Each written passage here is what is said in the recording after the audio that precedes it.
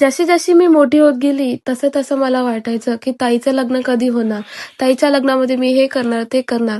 परंतु जेव्हा आजचा दिवस हा आला आणि मी पहिल्यांदा माझ्या ताईला नवरी होताना पाहिलं, तेव्हा कळलं, की ही तीच ताई ना, जिच्या ओढणीत आम्ही लपायचो, जिच्या हातात माझा हात कायम सुरक्षित असायचा. नेहमी आम्हा सगळ्या बहिणींना वाटायचं, की मोठी ताई म्हणजे आधार, माया आणि छाया. ही तीच ताई ना, की जिच्यासोबत आम्ही लहानपणी घर-घर खेळायचो. लहानपणापासून मोठ्यापर्यंत आम्ही नेहमी कपड्यासाठी बहिणी आम्ही सगळ्या भांडायचो, की तुझे कपडे मी घालणार, मी नाही देणार तुला कपडे माझे.